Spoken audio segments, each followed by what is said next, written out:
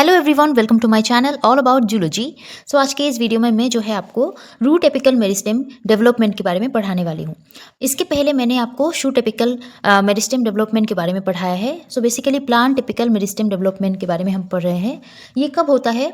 जब post embryonic development होता है प्लांट के केस में, तब रूट एपिकल मेरिस्टेम जो है डेवलप होते हैं। वही शूट एपिकल मेरिस्टेम भी डेवलप होते हैं। सो किस तरीके से शूट एपिकल मेरिस्टेम डेवलप होकर आगे जाके शूट सिस्टम को फॉर्म करते हैं, वो मैंने इसके पहले वीडियो में आपको समझाया है। अब हम पढ़ेंगे रूट एपिकल मेरिस्टेम बेसिकली क्या क्या डेवलप करता है, किस तरीके से डेवलप होता है। सो ये हिस्सा जो है प्लांट के केस में हमें जो है कहाँ देखने को मिलता है, ये जो है एपेक्स ऑफ शूट्स और रूट्स में देखने को मिलता है।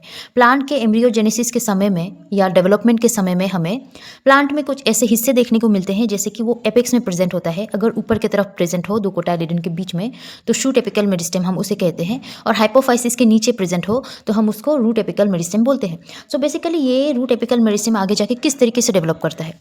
रूट एपिकल मेरिस्टेम जो है, इनके पास लिविंग मेरिस्टेमेटिक सेल्स प्रेजेंट होते हैं। ये स्टेम सेल्स होते हैं जो आगे जाके डिफरेंशिएट के थ्रू, सेल डिवीजन के थ्रू डिवाइड होते हैं और सारे सिस्टम को फॉर्म करते हैं। यहाँ पर रूट सिस्टम प्रेजेंट होता है, जहाँ जैसे कि मैंने आपको कहा एपेक्स ऑफ द रूट्स में, जो डेवलप करता है सेल डिवीजन के थ्रू और डिफरेंशिएशन के through. They are undifferentiated cells and retain the power for the cell division. So ये पहले तो अनडिफरेंशिएटेड कंडीशन में होते हैं, डिफरेंशिएट नहीं होते हैं। बाद में इनके पास जो है ये कैपेबिलिटी होती है कि ये बाद में जाके डिवाइड करते हैं सेल डिवीजन के थ्रू। ये जो है आगे जाके न्यू जो है ऑर्गेन्स, न्यू पार्ट्स, जो इनका जो है सिस्टम है, जो फॉर्म होता है रूट में, सो वो सारे ये फॉर्म करते हैं। सो ये अनडिफरेंशिएटेड कंडीशन में होते हैं, सेल डिवीजन के थ्रू ये बाद में डिफरेंशिएट होते हैं। एम्ब्रियोनिक रूट एपिकल मेरिस्टेम, जिसको RAM कहा जाता है, फॉर्मेशन स्टार्ट हो जाती है कब? ग्लोबुलर स्टेज ऑफ एम्ब्रियोजेनेसिस में। एम्ब्रियोजेनेसिस मैंने आपको पढ़ाया है, ग्लोबुलर स्टेज में ये रूट एपिकल मेरिस्टेम का डेवलपमेंट जो है स्टार्ट होता है। सो कब होगा ये? ग्लोबुलर स्टेज के उस स्टेज में होगा जब सस्पेंसर, जो अपर मोस्ट सेल होता है, उसमें हाइपोफाइसिस एक जो है रिक्रूट की जाती है, हाइपोफाइसिस देखा जाता है। उस समय में, उस स्टेज में ये रूट एपिकल मेरिस्टेम डेवलप करने लगता है। सो ये आप देख सकते हो, ये अर्ली ग्लोबुलर स्टेज होता है, जहाँ पर ये ऊपर का हिस्सा और ये नीचे का हिस्सा है, ऊपर एम्ब्रियो और नीचे सस्पेंसर है। इस हिस्से में जब ग्लोबुलर स्टेज होता है तो इस तरीके से एपिकल पार्ट डिवाइड करने लगते हैं और बेसल पार्ट भी इस तरीके से डिवाइड होता है, और ये हिस्से को हम हाइपोफाइसिस बोलते हैं। सो इस स्टेज में, जिसको हम ग्लोबुलर स्टेज बोलते हैं, इस स्टेज में रूट एपिकल मेरिस्टेम का डेवलपमेंट स्टार्ट होता है। सो ये रूट एपिकल मेरिस्टेम जोन्स और पार्ट्स है। इसके पहले मैं जो है आपको और एक डायग्राम समझाती हूँ, फिर ये समझाऊंगी। सो ये जो है रीजन ऑफ रूट सिस्टम, आगे जाके रूट एपिकल मेरिस्टेम डिवाइड के थ्रू, सेल डिवीजन के थ्रू ये हिस्से को ये फॉर्म करेगा। सो यहाँ पर रूट हेयर्स होता है, ये रहा। ये रीजन होता है रीजन ऑफ मैचुरेशन। इस हिस्से में मैचुरेशन जो है दिखाई देगा, जो है यहाँ पर ग्रोथ दिखाई देंगे। ये हिस्सा जो है, इतना हिस्सा होता है रीजन ऑफ सेल इलोंगेशन, मतलब इस हिस्से में इलोंगेट होगा, जो रूट है वो आगे जाके इलोंगेट होगा। इस हिस्से को, ये वाला ब्राउन हिस्से को हम बोलेंगे रीजन ऑफ मेरिस्टेमेटिक एक्टिविटी। यहाँ पर मेरिस्टेमेटिक एक्टिविटी होगी। सो मेरिस्टेमेटिक ये सारे क्या है मैं आगे आपको समझाऊंगी, अभी आप डायग्राम में समझो। नीचे का हिस्सा होगा root cap.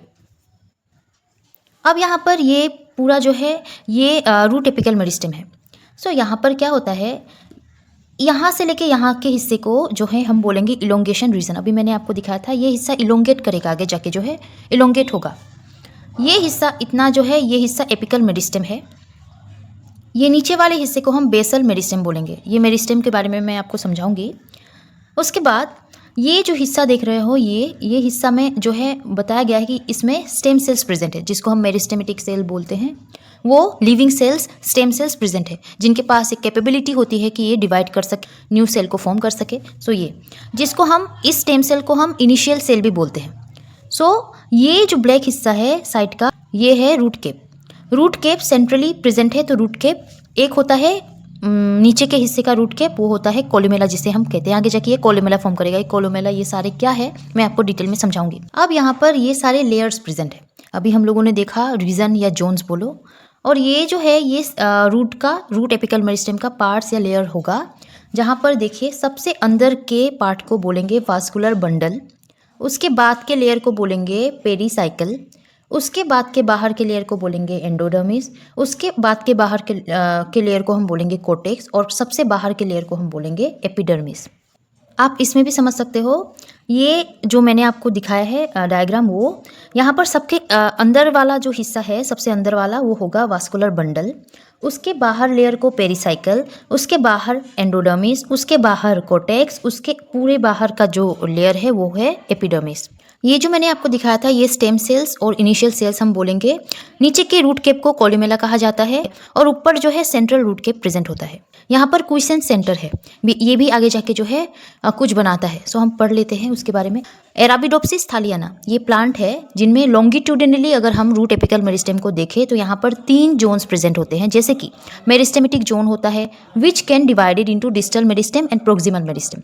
3 zones, meristematic zone, elongation zone और differentiation zone. So meristematic zone ये आप देखो, मेरिस्टेमेटिक जोन का अपना 3 हिस्सा होता है। एक होता है एपिकल मेरिस्टेम जो एपिकल साइड में प्रेजेंट होता है ऊपर के टिप ऑफ द रूट में, जो प्राइमरी ग्रोथ करवाता है। एक होता है बीच का जिसको हम लेटरल मेरिस्टेम बोलते हैं, ये साइड्स ऑफ रूट्स में प्रेजेंट होता है जो सेकेंडरी ग्रोथ के लिए रेस्पॉन्सिबल होता है, जैसे कि वास्कुलर कैम्बियम बनाएगा, कोर्क कैम्बियम बनाएगा।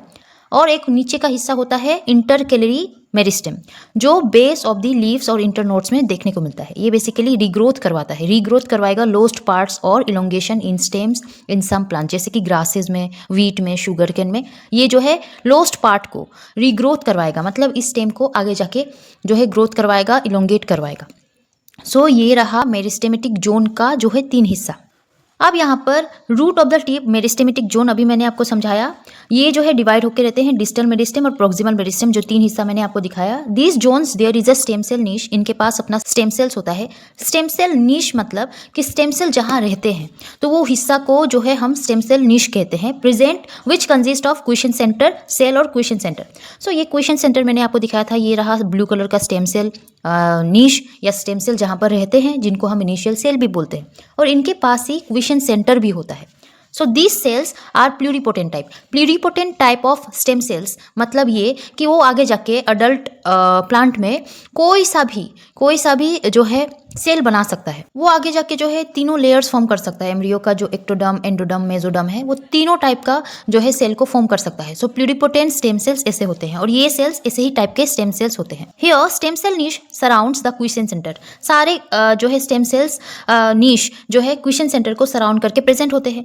बट ये जो स्टेम सेल नीश है ये क्वेश्चन सेंटर का पार्ट नहीं होता, बट ये दोनों मिलके एक साथ जो है आगे जाके मतलब प्रोवाइड करते हैं स्टेम सेल्स के लिए नीश, और आगे जाके ये जो है काम करते हैं, बट ये हिस्से नहीं होते एक दूसरे के। द इलोंगेशन जोन क्या है? This zones is present above the meristematic zone. Meristematic zone के ऊपर इलोंगेशन जोन है, जो आगे जाके मैंने आपको दिखाया था इस डायग्राम में। ये जो है इलोंगेशन जोन है। यहाँ पर क्या होगा कि ये यहाँ पर सेल स्टॉप हो जाते हैं, डिवाइड नहीं करते, बट जो है इलोंगेट करते हैं। Here a boundary present between meristematic zone और elongation zone non transition zone. So transition zone ये है जो बाउंड्री होगा मेरिस्टेमेटिक जोन और इलोंगेशन जोन के बीच का बाउंड्री, उसको हम ट्रांजिशन जोन बोलते हैं। तीसरा जोन है डिफरेंशिएशन जोन। यहाँ पर क्या होगा, डिफरेंशिएट होगा सेल। ये जो है अबो द इलोंगेशन जोन ऊपर के हिस्से में प्रेजेंट होता है इलोंगेशन जोन के, और ये डिफरेंशिएटेड जोन है जहाँ पर सेल जो है डिफरेंशिएट होते हैं, डिवाइड होते हैं। सो अगेन क्या होगा, in a transverse section 5 concentric layers of cell types. जैसे कि हम अगर ट्रांसवर्स सेक्शन देखें प्लांट के रूट एपिकल मेरिस्टेम का, तो यहाँ पर कंसेंट्रिक लेयर प्रेजेंट होगा। मैंने आपको दिखाया था जो था एपिडर्मिस सबसे बाहर का हिस्सा, उसके अंदर कोर्टेक्स, उसके अंदर एंडोडर्मिस, उसके भी अंदर पेरिसाइकल और सबसे अंदर vascular tissue. Stem cell differentiation in root apical meristem. Basically हम स्टेम सेल बोल रहे हैं, आगे जाके स्टेम सेल्स ही जो है रूट एपिकल मेरिस्टेम को डिवाइड करवाएगा। जो है ये सेल्स ही कैपेबिलिटी रखता है आगे जाके इनके ग्रोथ के लिए। सो बेसिकली ये काम कैसे करते हैं, ये बेसिकली होते क्या है। In root apical meristem stem cell divide asymmetrically ये डिवाइड होते हैं, give rise to self renewable stem cells and daughter stem cells. So ये 2 टाइप के स्टेम सेल्स को फॉर्म करते हैं आगे जाके डिवीजन के थ्रू। एक होता है सेल्फ रिन्यूएबल स्टेम सेल्स, ऐसे स्टेम सेल्स जो आगे जाके रिन्यूअल हो सकते हैं, न्यू सेल्स को फॉर्म कर सकते हैं। और एक होता है डॉटर सेल। डॉटर सेल आगे जाके डिवाइड करता है सेवरल टाइम्स और जो फॉर्म करेगा डिफरेंशिएटेड सेल को। Here the daughter cell divide a number of times में डिवाइड होगा daughter cells in the meristematic zone, और ये जो है exit the cell cycle in the transition zone. So meristematic zone में ये डिवाइड होता रहेगा, ट्रांजिशन जोन तक इसका डिवीजन होता रहेगा। बाद में इलोंगेशन जोन में ये डिवीजन करना बंद कर देगा और इलोंगेट होने लगेगा।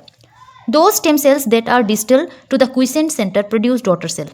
क्विसेंट सेंटर में जो भी स्टेम सेल्स प्रेजेंट है वो जो है आगे जाके डॉटर सेल को जो भी फॉर्म करेंगे वो भी डिफरेंशिएट करने लगेगा without further rounds of cell division. Into gravity sensing columella cells. अच्छा, अब क्या होता है, क्विसेंट सेंटर में जो भी स्टेम सेल्स नीश में जो भी स्टेम सेल्स प्रेजेंट होंगे वो भी आगे जाके डॉटर सेल्स को फॉर्म करेंगे और वो भी डिवाइड करने लगेगा। सो डिवाइड करने के बाद जो है एक सेल को फॉर्म करता है जिसको बोलेंगे कोलुमेला सेल। कोलुमेला सेल्स के पास जो है स्टेटोसाइट्स नाम का सेल होता है जो डिटेक्ट कर सकता है ग्रेविटी को। सो इसको हम ग्रेविटी सेंसिंग सेल्स भी बोलते हैं, जिसको कोलुमेला सेल कहा जाता है। In stem cell niche there are 4 types of stem cells और इनिशियल्स। स्टेम सेल नीश के पास अपना 4 टाइप्स ऑफ स्टेम सेल्स होता है जिसको हम इनिशियल भी बोलते हैं। जैसे कि 4 टाइप में क्या क्या है, एक होता है कोर्टिकल एंडोडर्मल स्टेम सेल्स। ये जो है जनरेट करता है कोर्टिकल और एंडोडर्मल लेयर। मैंने आपको लेयर समझाया था। सो एंडोडर्मल और कोर्टिकल लेयर के लिए ये रिस्पॉन्सिबल होता है। Columella stem cells, columella stem cells है तो कोलुमेला को फॉर्म करेगा। Give rise to the differentiated columella cells the central portion of the root cap. जो रूट केप का सेंट्रल पोर्शन है वो ये बनाता है। Lateral root cap epidermal stem cells, तीसरा है lateral root cap epidermal stem cells. Give rise to the epidermis, epidermis को फॉर्म करेगा और लेटरल रूट केप को फॉर्म करेगा। स्टीली स्टेम सेल्स और वास्कुलर इनिशियल्स, ये जो है गिव राइज करते हैं वास्कुलर सिस्टम इंक्लूडिंग पेरीसाइकिल वगैरह ये सारा। सो आई होप आपको समझ आया होगा रूट एपिकल मेरिस्टेम डेवलपमेंट। जितना जो है एग्जाम के लिए इंपॉर्टेंट है उतना मैंने आपको पढ़ाया है। फिर भी अगर कहीं छूट गया है तो आप लोग कमेंट कर सकते हो, मैं आगे की जो है वीडियो में जो है उसको बता दूंगी। सो आई होप आपको आज का वीडियो समझ आया होगा। अगर समझ आया हो और अच्छा लगा हो तो इस वीडियो को लाइक कीजिएगा। मेरे चैनल को सब्सक्राइब नहीं किया है तो सब्सक्राइब कर लीजिएगा। टिल दिन पढ़ते रहिए। Take care and bye bye.